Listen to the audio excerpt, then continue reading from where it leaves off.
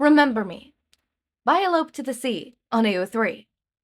Episode 7, Chapter 5, The Knight and the Angel. Todoroki stared at Izuku, who was resting his head against Ochako's shoulder. He looked so tiny against her, even if she was actually shorter. Her voice was soft as she sang a lullaby to calm him down. Hold your head tight. Don't let go of the things we wish for. Everyone's hope, our hearts would keep beating as one. Todoroki, Ingenium called. Todoroki looked at him, resting against the wall next to the door of the arcade. He signaled outside, and Todoroki followed him out. Once they were alone, Ingenium talked again. Is he okay? He said he was... start planning. Todoroki said. He told me his medication was no longer working. He took a higher doses. That's not good, Ingenium said in a whisper. He's getting worse every day. You must be wondering why I called you here. Not really. It's about Izuku, Ingenium said, and at this Todoroki raised his head in entrance. He's getting weaker, and it seems he trusts you. But you don't trust me. It wasn't a question.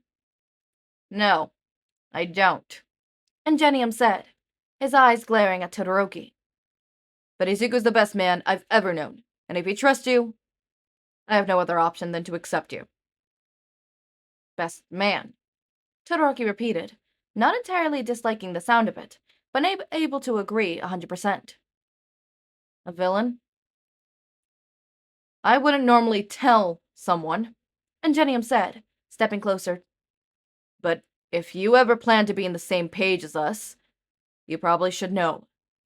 Iida remembers. He remembers all too well, as if it was just yesterday, had been the day his world came to an end. The sound of his favorite song in the form of his ringtone coming from the speaker before receiving the dreaded call. The forensic light from the hospital halls, the smell of medicine, and the heavy feeling settling in his chest. His brother, in a bed, laying motionless as a family member surrounded him. Whispers and murmurs passed him as they stared at the body that used to be his brother's.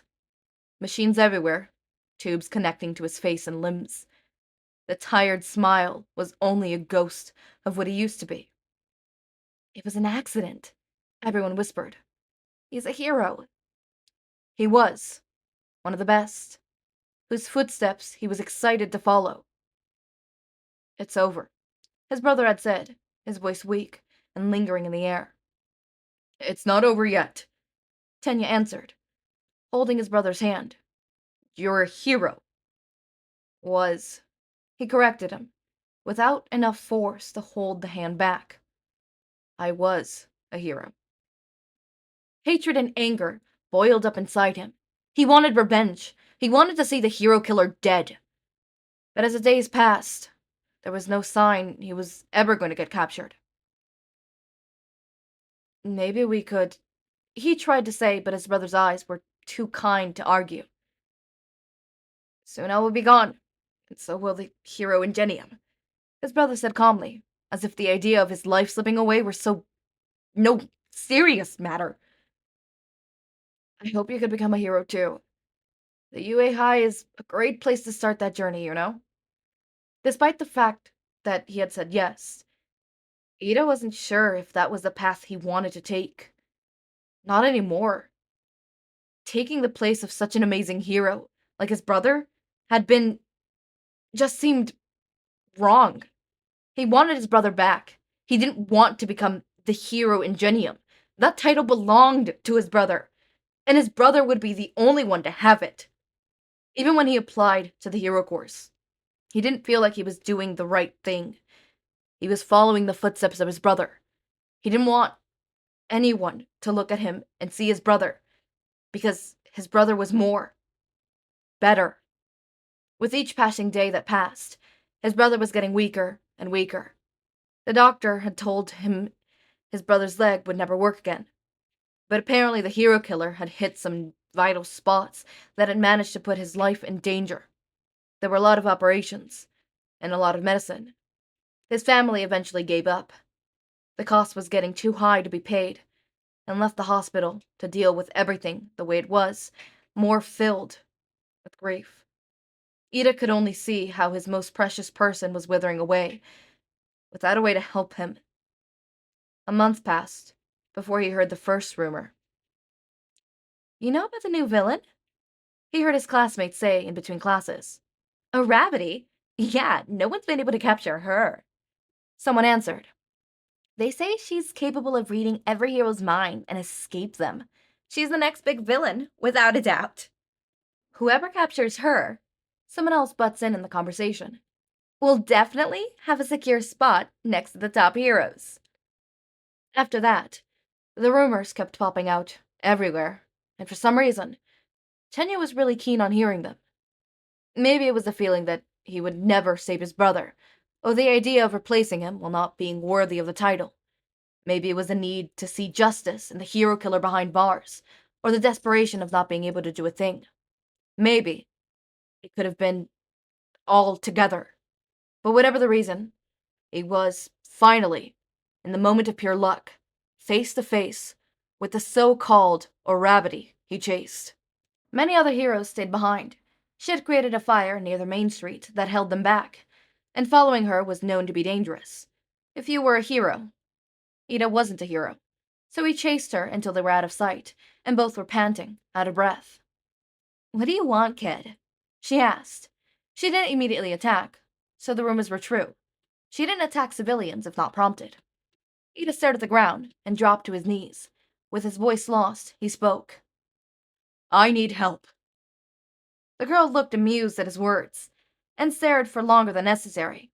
Iida felt sweat rolling down his back, aware that the girl could seriously harm him without even trying. She let out a laugh and said, "Why would I help you?" I... He tried to find his words. There was nothing he could offer them. "Please. I just need a bit of information." The girl stared at him for longer, this time confused. "Why would you need such a thing?" she asked, hesitant. "My brother's in the hospital. The hero killer got him. I just want to know where he is." Iida begged. The girl's eyes went wide and exclaimed, "The hero killer? Are you crazy? There's no way we can—" "Uraraka, wait." Another voice called, and Iida looked up. He was surprised to find another person, but he was more surprised by the fact of who it was. It was a boy, small and fragile, who stared at him from the shadows. He walked towards the lit-up path, with furrowed eyebrows and an extended hand. "He's hurt." Iida looked down to see if he had any visible injuries, but he didn't. He wondered what he meant with hurt. Iida silenced the voice in the back of his head that replaced his brother's name. "I'm not sure this is a good idea, Deku." Rabbity protested, but her voice was ignored. The boy had a smile that Iida hadn't seen in a long while, one that carried hope and sweetness. His offered hand was stretched, and Iida didn't hesitate to take it. Then the boy spoke, his voice soft and tranquil, as he stared at Iida with peace. "What happened?" Iida exclaimed. To this day, he wondered what it was that Deku saw in him, what made him offer his hand when Iida needed it the most, and accept his crazy request to gather information and try to capture the hero killer. Not only that, but he also helped him pay for his brother's bills, the only condition being he had to go to the convenience store to get chocolate bars and chips for both of them and stay silent on their hideout. "You're lucky Deku is such a nice person," Ochako had told him during their first day. He did as he was told. "You better not betray him. You'll hurt him a lot if you do." At first, he didn't agree. To him, they were villains who he was using to get his ultimate goal. But after the first few weeks, after seeing Izuku get injured trying not to only get the information but the money to pay for his brother's bills, he realized just how kind he was. Suddenly, the bag of snacks was too small to compromise to Izuku's heart. Iida was aware he was breaking the rules, that he was doing something that would put to shame his name if it got out. But he couldn't care for it. Being with them was fun in its own way. It had taken a lot of him to remind himself that he was a future hero, and they were villains. It had taken 3 months to find the lead inside of the League of Villains. Just in and out in a second, and you'll have all the information you need after that, Deku said with a giant smile of his. You better pay up, Uraraka joked, and Iida laughed beside her. No need to pay up, Izuku said, looking at the map he had gotten from the League of Villains. Consider it a friend's favor. You could help if you want. Your quirk could get us out easier, Deku said, and those were the words that engraved in his soul. If he could go back in time, he would have accepted, said yes, followed him into the end of the world. I don't think that's a good idea, he said. I'm studying for the UA. The written exams are just in a few months away. Really? Izuku asked excitedly. He was always happy when Iida talked about UA. Good luck with that. I hope we get in. You would be surprised by how much you could get in 3 months. Iida had grown used to Uraraka's jokes and Izuku's rambling about heroes. He had learned to feel joy from the music spilling from Uraraka's iPhone, and peace when she sang a lullaby for the 3 of them. Izuku learned his favorite soda, and Ochako learned his favorite song. Iida, in turn, learned Izuku's favorite movie, and Ochako's favorite cereal. They sometimes played cards, or played video games on Izuku's old console. Before Iida recognized they were part of him. Even if they were villains, he realized they were somehow friends. Maybe, just maybe, he thought, that if he talked to them, they would stop being villains and come to UA with him. Yeah, never mind that. Izuku was quirkless, and Ochako was a known terrorist. They could be heroes and go to school like normal kids. They could be friends and watch movies after school and do homeworks in each other's houses. After all, if they captured the hero killer, they would be forgiven for their crimes. Yes. For the first time in a long time, Iida realized he was excited. Genuinely excited for the future. He wanted to become a hero with his friends and have fun with them, just like anyone would. But when he went out to see them in an old arcade, everything was different. He found Uraraka in the middle of the room, crying. Her sobs could be heard from everywhere, and the fat tears that spilled from her cheeks wouldn't stop. Uraraka! He ran towards her, dropping the snacks on the door, holding her shoulders in an attempt to console her. It was working, but not enough to make her stop crying. It broke Iida's heart to see her like that. What happened? Deku! She sobbed, as soon as he spotted him. Her face was red, voices hoarse, and eyes sore that were going purple. He couldn't even hear her properly until he got near enough, and in between sobs, he managed to decipher something. They took Deku! Iida's world froze. Then it shattered once again. We tried to go to the pro heroes for help, and Genium continued explaining. It went as well as you expect. Hero failed us. The hero and Genium ended that day, and the villain and Genium came to be, with a single purpose of protecting them, those who put their lives on the line to help me. Iida continued, his face stoic, but tears falling down his cheeks. We found him 3 weeks later in the sewers. He was holding the information about the hero killer, like his life depended on it, and welcomed me with open arms, as if I hadn't been the cause of all his suffering. It was that day when the hallucinations started. He doesn't really talk about them.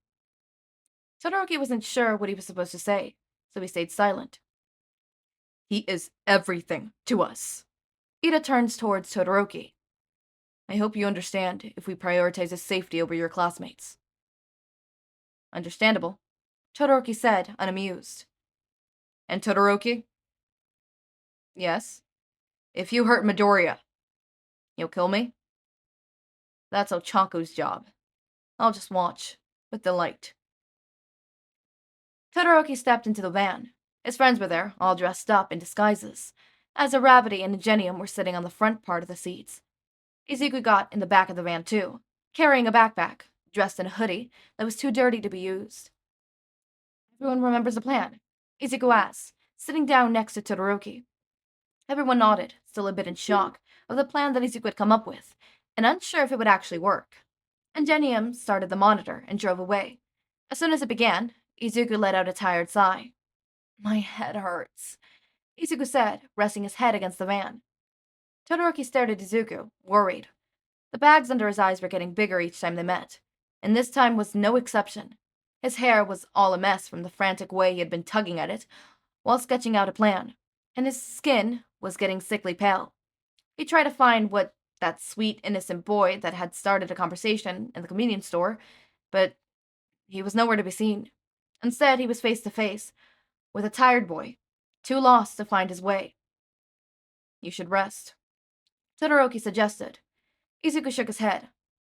No, that's not a good idea. I need to keep planning in case something goes wrong. I doubt something will go wrong, Todoroki said. It's your plan, after all. It has about 83.6% chance it'll go that way, Izuku said, looking down at the ground. And that's an estimate. This is a highly risky situation. I can't take chances. Todoroki saw the amount of strain being held inside of Izuku. The worry, the pain, the tiredness. He was at his breaking point and still managed to push forward. Todoroki felt guilty and said, Sorry. Sorry? Izuku asked, confused, eyes wide, staring at Todoroki. No, don't be. You're tired, and I came to you with my problems. I shouldn't have. Your problems are my problems too, Todoroki, Izuku said with a smile. If it's something I can do for you, I won't hesitate to help. Besides, I think this is also my own problem on itself, so... You know Bakugo, Todoroki recalled. What a small world. Yeah, Izuku said, but didn't meet Todoroki's eyes. He's my childhood friend. I could gather something alike from what I heard from Kirishima. Todoroki shifted in his seat to look at Izuku properly. Is he really that special to you? Well, Izuku said, his face getting a little red.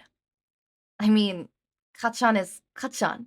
He's so cool and handsome. You think so? Todoroki asked, trying to picture Bakugo as Izuku was describing him. It wasn't easy. Izuku nodded. Ever since we were little kids, Kachan was the best at everything. Izuku recalled fondly. His eyes were sparkling in the way that Todoroki had only seen in the convenience store. He's so sweet and used to say that I was smart. He was good at the sports and everyone liked him. How could you not? His eyes were so pretty, and he had the best smile of the whole world. Izuku said, letting out a huge sigh. We even had a sleepover once, and he drooled over my bed. Izuku laughed until he ran out of breath. Then, he smiled, with really soft eyes. I stayed up all night just to see him breathe. Sometimes, I wish I could turn back the time and stay in that bed. Watch his face bathed in the moonlit, and stay underneath the blankets. Things were easier back then, you know? Todoroki stared at Izuku, his eyes gleaming, as he tugged his fingers in nervousness. He didn't care if I was small and weak. He was always beside me to help me. He stayed behind to watch me over, and once he gave me flowers as a gift. Izuku was laughing as he recalled everything. Todoroki noted that his eyes were a little out of focus, as if he was seeing directly in front of himself. I still have it pressed in a bookmark. He was my Kachan. Sweet and nice Kachan. At least until we turned 4. Izuku's face grimmed, and he hunched his shoulders. His eyes began forming tears, but the smile was intact. What happened? Todoroki wasn't sure why he felt like pressuring, but he did. Then he woke up. Izuku smiled. I'm quirkless. He thought I was useless and began drifting away. Izuku said, tears spilling from his eyes. But, he was right. Some people are meant to be heroes. Some aren't. But I still like to dream. To imagine I'm a hero just like All Might. You wanted to be a hero?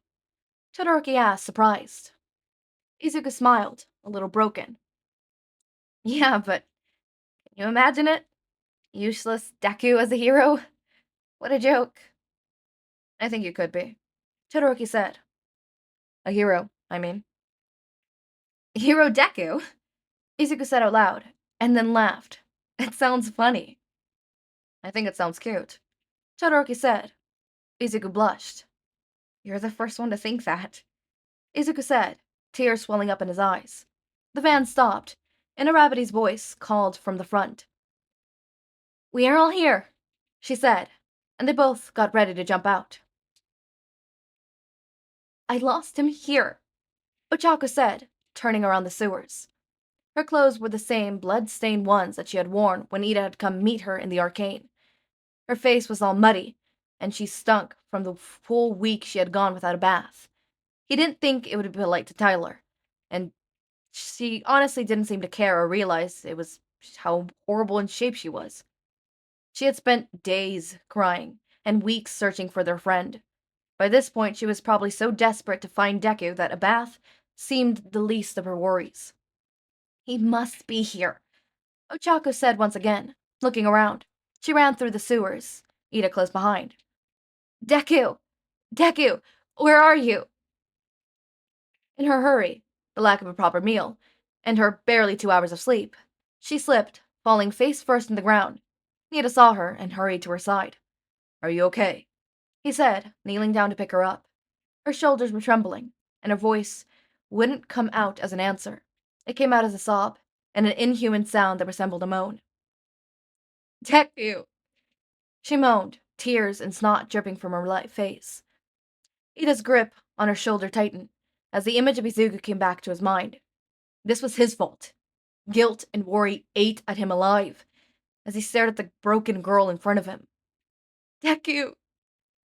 He hugged Ochako tightly, which was not a lot of help at the moment.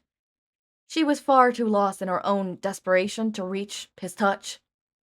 But as soon as she came down to earth, she would finally relieve in his contact. The issue was when she would come down from her emotional high. I'm sorry, he whispered against her ear. I'm so sorry. He's my only friend, she cried. Why him? He doesn't deserve this. Deku! Her voice pierced through the sewers, as her cries became louder and louder. Iida tried to hold back his own voice, but sobs spilled from his throat. Chuck! A voice called from afar, and Iida was the one to lift his face to look at the direction it came from. His eyes went wide at what he saw. Ochako? With her name being called, Ochako finally managed to look up, towards the dark, underground cullet that showered a single shadow stepping towards them. His face was covered in bruises, and scars designed his body in almost cruel ways. Deep cuts ran through his right arm, all the way towards his hand like a snake. His mouth was bleeding, and he looked more pale and skinny than he had when Iida had last seen him. He didn't look okay. Not at all. Ochako didn't care for this. To her, Deku was alive, and that was more than enough.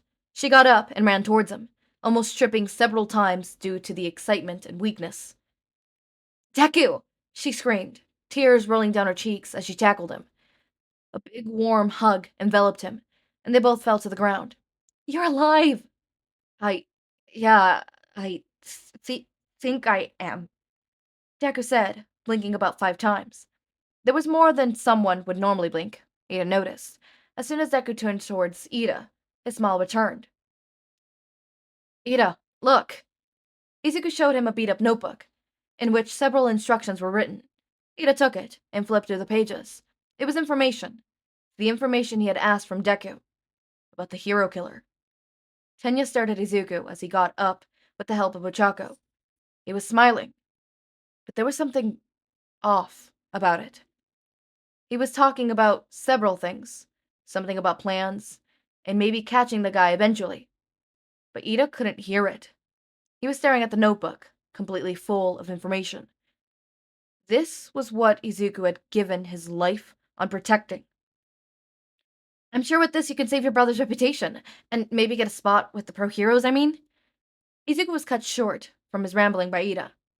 Iida looked at Izuku and bowed. Then he lowered even more, dropping to his knees. He knelt like a knight before his king, his eyes staring at Izuku's feet. Iida? Izuku asked, unsure of what was happening. I swear to protect you, Iida said out loud, his eyes getting full of tears. I swear on my life to protect both of you. I do not care what the heroes say.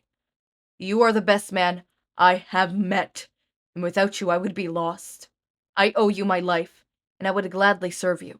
I will use my body as you see fit, be it as a weapon or a means to escape. Midoriya Izuku, you have Ingenium's name under your command.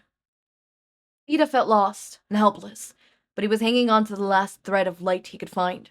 The man who had helped him when everything was lost. The one who gave his life to make things easier. He was trembling, not because he was scared of what the hero would think of him, but of what Izuku would think of him.